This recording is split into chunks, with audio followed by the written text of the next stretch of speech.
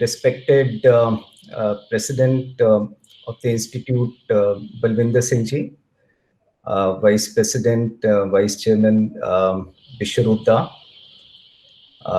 Director of Studies, Dr. Nandi, my good friend Padmanabhan Ji, and all the CMA dignitaries. And also, I was told that we have representation from the Kolkata University today. And I'm very humbled when actually hearing that representation from Kolkata University is also there. And why I'm humbled, I will just tell you briefly. So actually, this takes me back to memory lane. And that memory lane is 36 years ago. Obviously, most of my dear students who are actually listening to me were not born at that particular point of time. And that was and that is about Kolkata, about the city of joy, the land of Rabindranath Tagore, land of Satyajit Ray, and the land of many, many eminent personalities. So in 1984, I was staying in Bhawanipur those days. And I just joined St. Xavier's College, Calcutta. And as you know, I don't know whether it has changed now, but those days we had a morning session of 6 to 9:40. So I came back, and after my lunch, I was just having a stroll towards Harish Mukherjee Road. I still remember, if I remember the address correctly, Dr. Nandi, it was 84 Harish Mukherjee Road, which is the EIRC of ICWA. Yes, perfect. Yeah, I just looked at the institute, and the year was also 1984. I just looked at the institute, went inside, inquired about the course, was actually thrilled and delighted when I really read about the course. For one basic reason, because this was kind of a wholesome structure. It had the likes of industrial engineering, it had costing, it had accountancy, and it had everything. I came back, filled up the form, and in 48 hours, I registered myself as the student member. That was in the year 1984. And after that, I was committed. So the first advice which I give to my dear students is this: it is not about a decision. No decision is good or bad. But after you have taken a decision, you have to be committed to that decision. And this is important.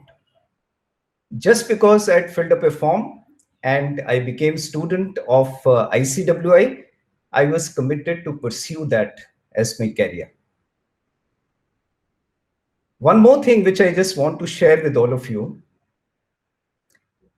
that during the days, I actually used to go to the library of EIRC, and I'm a bit privileged to actually be part of that. With plethora of books, with lot of senior students to help you, I think that was the best place I could think about. Today newspaper, I read 25,000 crores are spent in India on private tuitions. It's a huge sum. In fact, it is almost 1/3 of the 85,000 crores that the government spends on education. So just look at the quantum of the money that is being spent on private tuitions. And here there was an institute which actually provided me with all the books, all the knowledge, and the knowledge of my colleagues. I remember during the day, I used to be at the library. Evening, I used to attend oral coaching classes. This was my routine. And in between, I also used to do some tuitions, actually to earn some pocket money for myself. When I joined finals, I still didn't leave the library. I still remember the only book that I bought in my entire career is the book on costing by Mr. N.K. Prasad. Not because I needed that book, but I was extremely fond of the book written by Mr. N.K. Prasad. In fact, let me tell you, whatever little that I have learned on costing today actually goes back to Mr. N.K. Prasad, and the love of that book and the love of him actually made me to buy that book. Otherwise, I never have bought a single book during my entire career and profession. When I took up finals, the routine did not change. It was morning 6 to 9:40 at Xavier's, coming back home, going to the library, spending an hour or so, and then I started earning a bit of money for myself. During the evening, I used to come back to the library and go back home at around 10:30. So what it typically tells is, it's typically how you manage your time. I'm not saying that, it should be all work and no play. Absolutely not, dear students. There has to be play also. Sundays, those days also, and even now, I normally do not do any work. That is the time for my family. That is the time for all the joy. That is the time of watching sometimes Satyajit Ray movies also, whom I am very, very fond of. So what I thought for all of you is to just give you a bit of briefing. And for all of you, I actually have made a small presentation. With your permission, President Sir, if I can just put that presentation.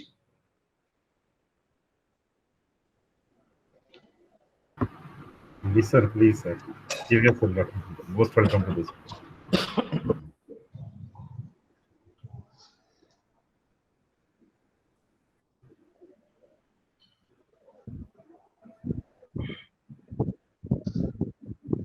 It's really a great pleasure. Saris from EIRC. Thank you.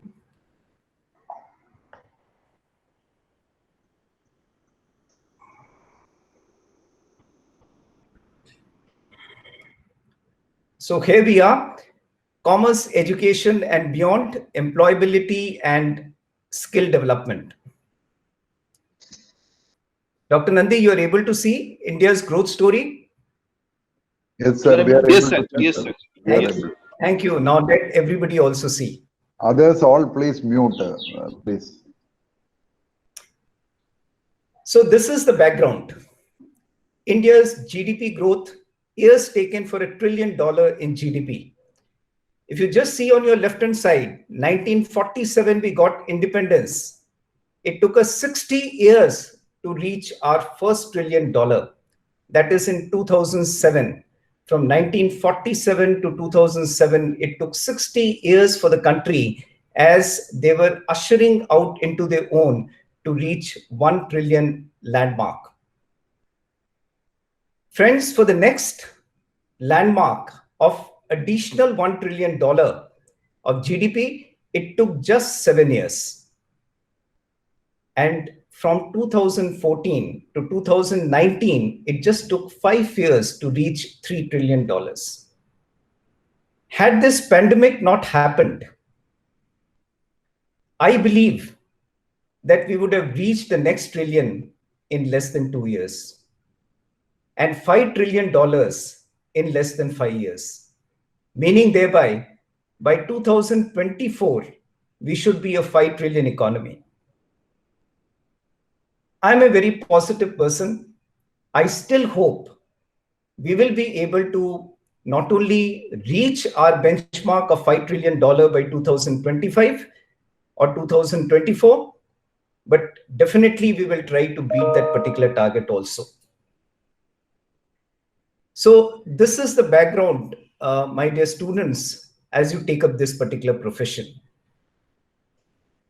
The economy is now taking a rebound, and that is what is very, very heartening.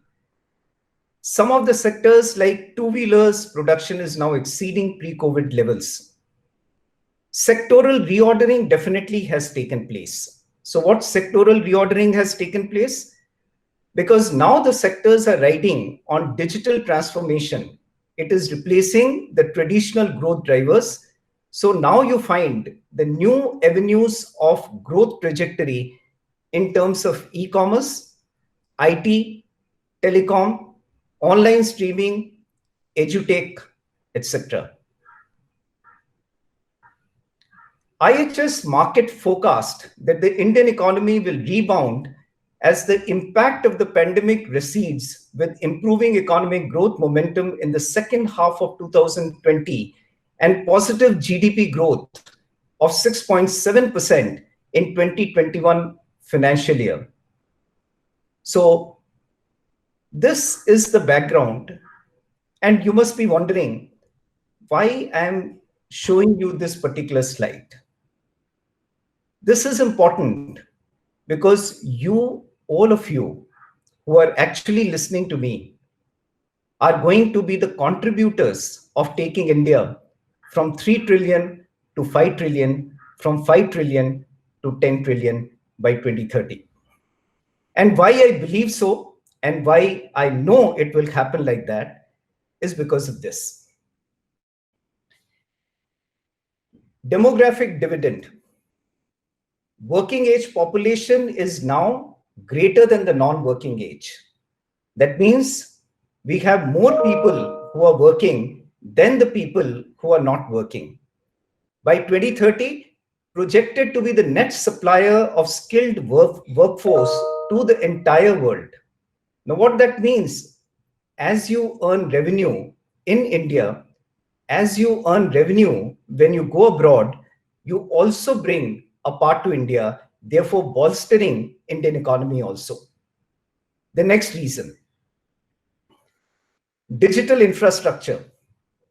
Data revolution to provide affordable and accessible data to every citizen. I have told that in many forums that one of the great things that has happened to India and to Indian industry is a digital revolution. The data is available to you at a very, very affordable price, and it is available almost everywhere, wherever you are at the nook and corner of the country. So that is the greatest thing, or that is the most important thing that has happened to India in the last 4-5 years. It's a potent tech backbone via Aadhaar. Look at what Aadhaar has done. It has connected the entire India. It is because of Aadhaar that most of probably the solutions that the government decides or implement is possible thanks to the connectivity or connection provided through Aadhaar. The third reason, largest market. Did you ever think that the population of the country can be a strength? Yes, population of country is now a strength because India has become one of the largest market. It has the largest market base and it is increasing per capita income. And because the per capita income increases, the consumer sector, the spending increases, and therefore the industries are able to ride on that. It is believed that we would be upper middle income nation by 2030. The next reason, infrastructure and logistics. 1.5 trillion investment in infra in the next 5 years is going to happen. As you have seen over the last 5 years, and this trend is going to continue, there is large-scale modernizing railways, ports, and airports through PPP. PPP is known as public-private partnership. So this is the next reason. What is the next reason? Structural reforms, very, very important, because if you have to do better, you obviously need investments. You need investments in this particular sector by some of the foreign countries. And for that, liberalizing FDI reforms plays a very, very important role. To this, the added flavor is a GST tax reform that the government of India has done.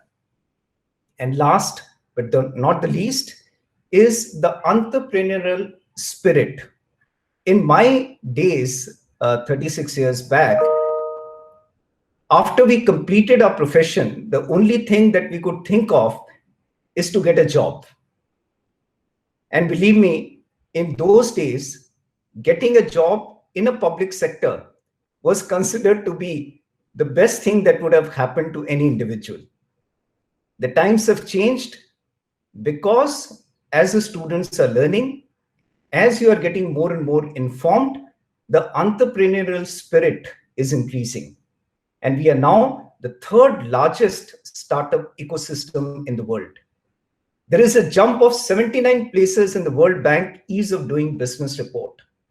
Now, what all these contributes to the fact that you are taking up this profession at the right time.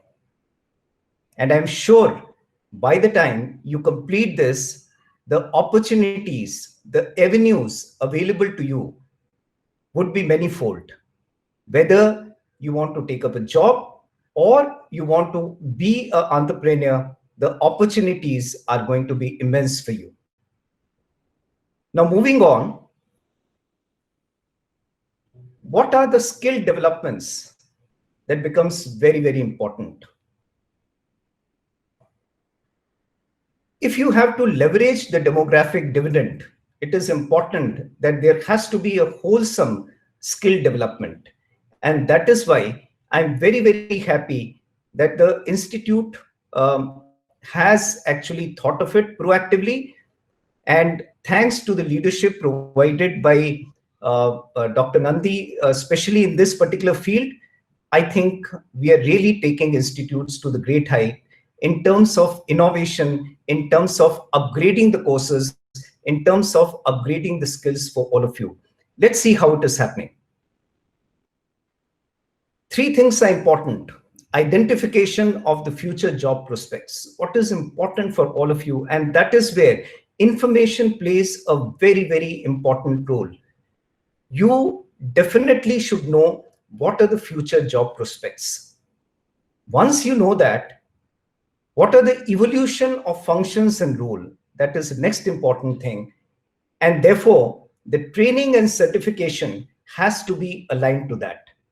Future job prospects, you should be able to think proactively. Based on that, there has to be evolution of functions and roles, and our training and certification has to be aligned to that.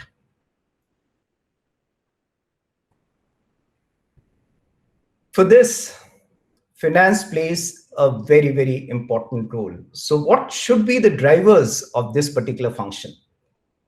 The most important driver is we can no longer be sitting in one room and thinking that we are running the company because we are finance people. Absolutely not. Until and unless we partner with the business, we actually become the CEO's right hand. Probably we will not be able to justify our function. And in many of the earlier seminars, I have very clearly said that just like the Tata's ad, if you remember, we also make steel. We should also say, we also do finance. That means finance is one of the activities that we do, but there should be many other multi-skilled activities that we have to do so that the business is able to grow and we really act as a partners to the business. How can it be done? You can be the strategic partners. And how that is possible? More emphasis on management than on accounting. When I spoke of N.K. Prasad, I spoke of costing. And why costing became so relevant in those days? Because the market was opening, the foreign companies were coming.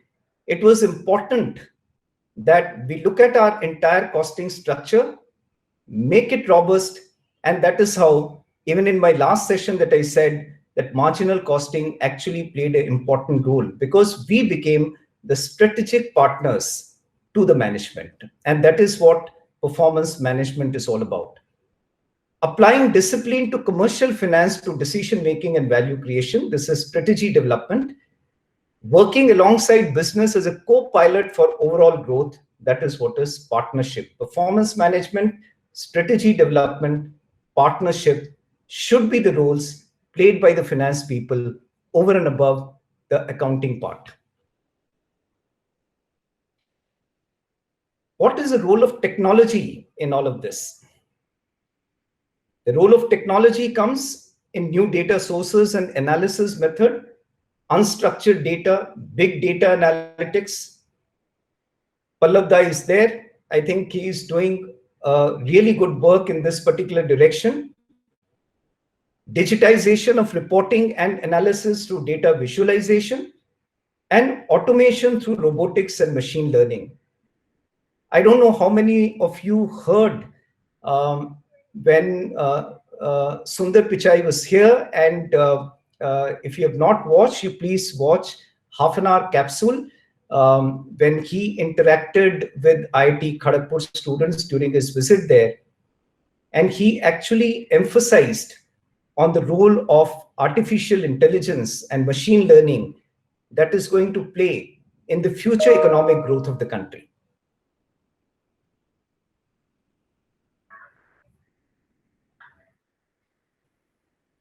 The future of finance now is fusion and not erosion.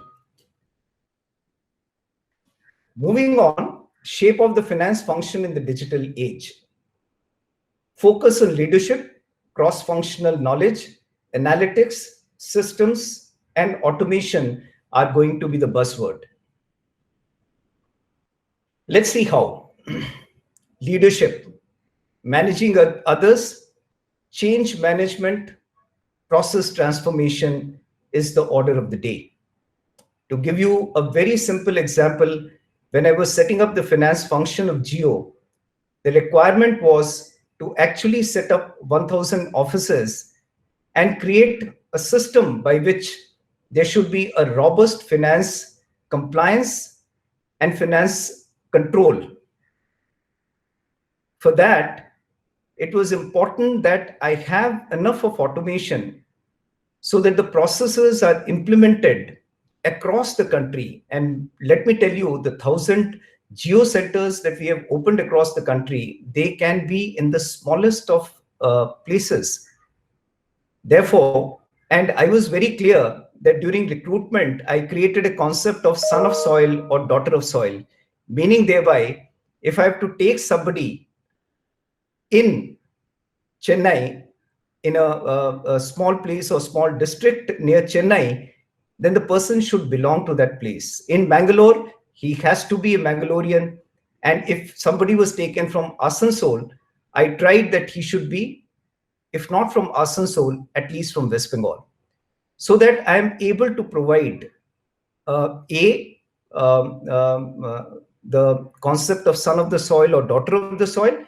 But at the same time, I thought that, being linguistic, knowing that particular place, knowing that particular topography and the geography of that place would help him to become a real partner to the business.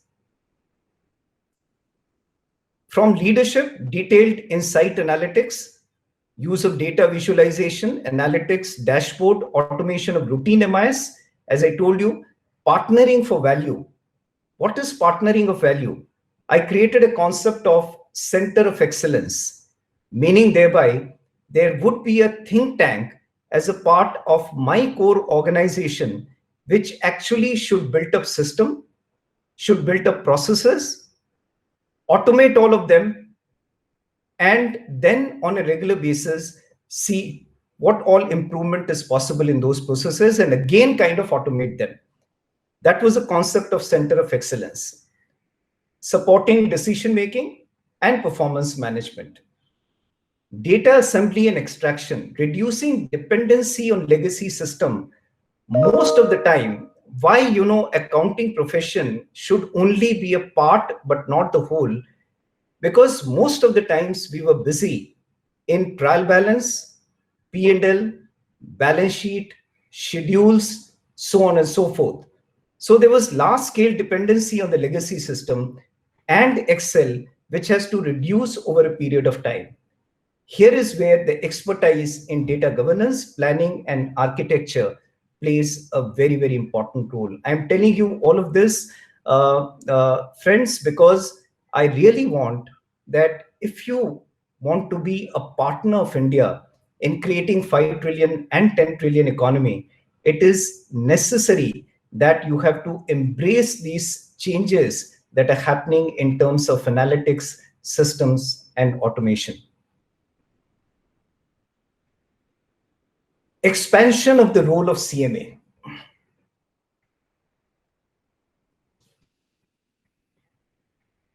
So what we have done as a CMA, we are combining these two roles, accounting plus statutory rollouts. The role of CMAs have grown beyond accounting to being a critical stakeholders in statutory rollouts. You see our contribution in the area of customs. You see our contribution in areas of foreign trade policy. You see our contribution in terms of FEMA.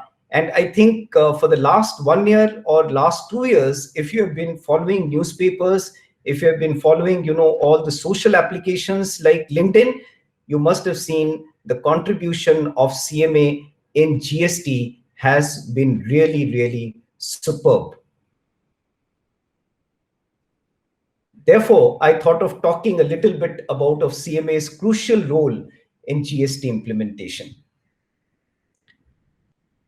The first is in terms of dissemination of knowledge. Technical publications, newsletters, e-learning, live webcasts, certification courses, tax bulletins, conferences, and workshops. More than 200 seminars and 100 GST help desks were operated. Representation to government, regular suggestions, starting from constitutional amendment GST bill, support to organizations, implementation of IT and ERP system, and functional support.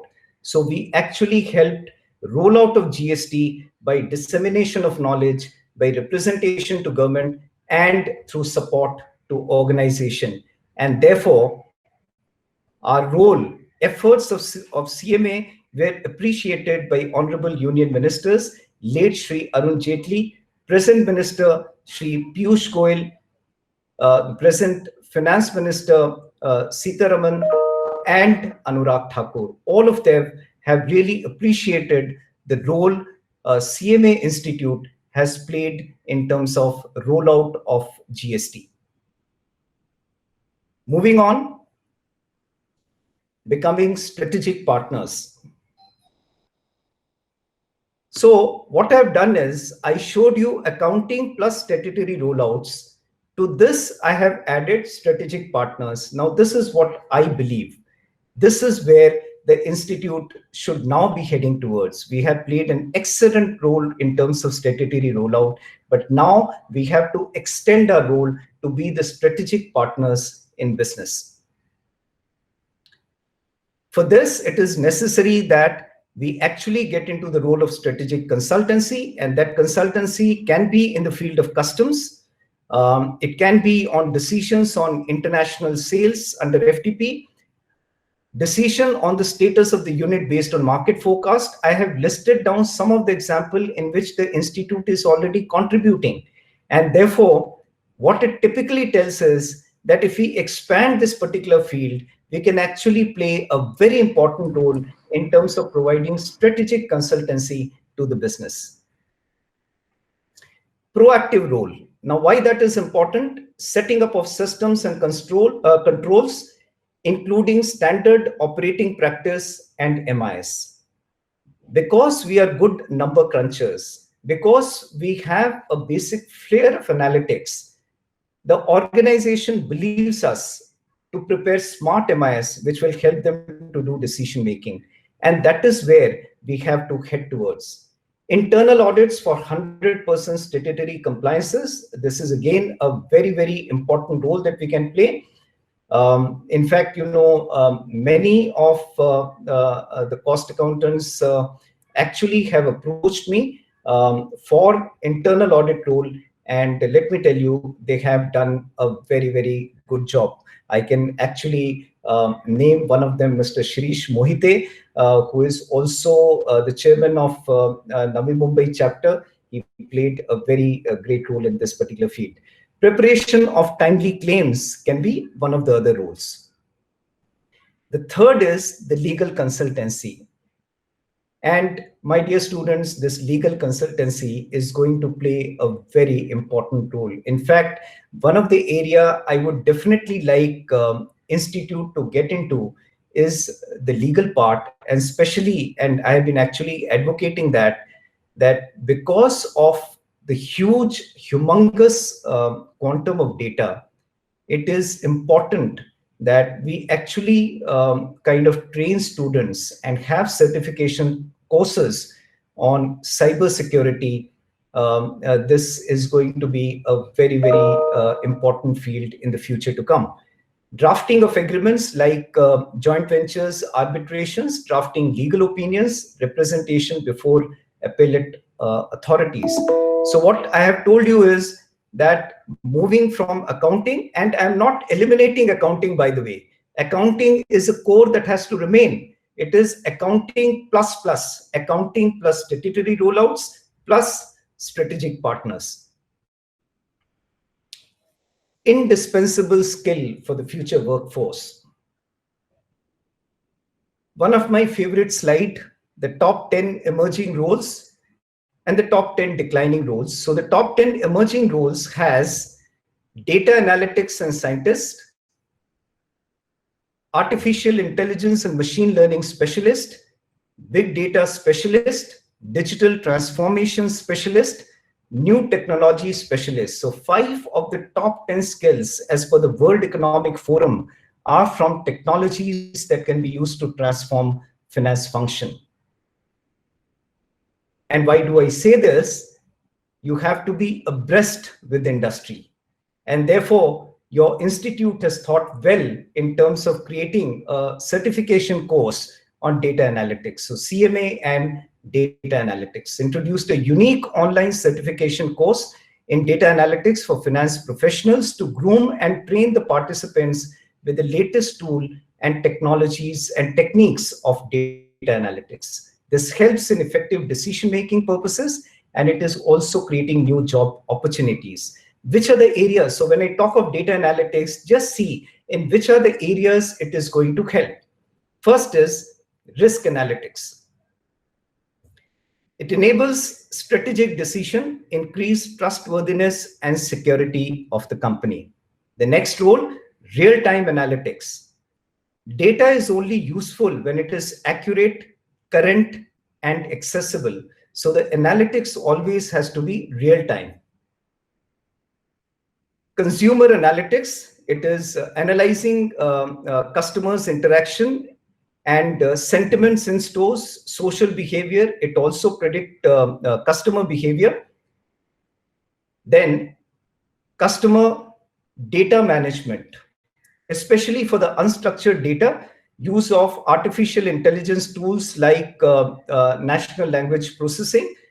Then you have data mining and text analytics. So this actually helps you to take the behavior of the customers, and that is why customers data management is so important. It also helps you to provide personalized services, because analytics of data provided by the customer can help to create personalized and sophisticated interaction.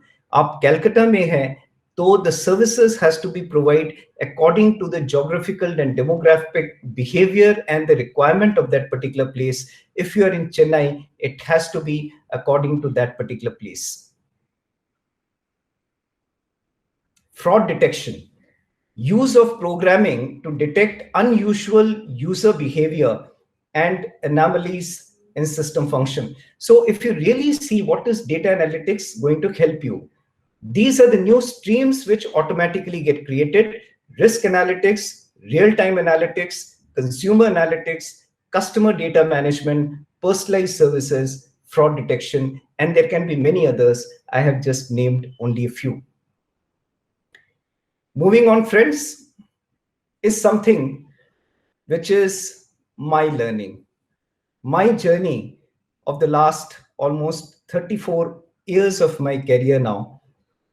And anybody who joins my organization in Geo, I have almost 2000 plus. Whenever anybody joins, along with a welcome letter, he also gets this letter of my rule of 10 in professional life. So therefore, I thought this is the apt time for me also to actually share it with you. The first learning, teamwork. I value a lot on teamwork because I believe that individual brilliance only wins battle. It is the teamwork which ultimately wins war. आप छोटी सी battle definitely जीत सकते हैं through if you are on an individualistic basis. But if you have to win a war, if you have to create something big, you have to be part of the team. The next important thing embedded as part of my life is discipline. Discipline, very, very important. Time is the essence and discipline is the key for every single task that you do. And let me tell you, the discipline should be there in every activity that we do.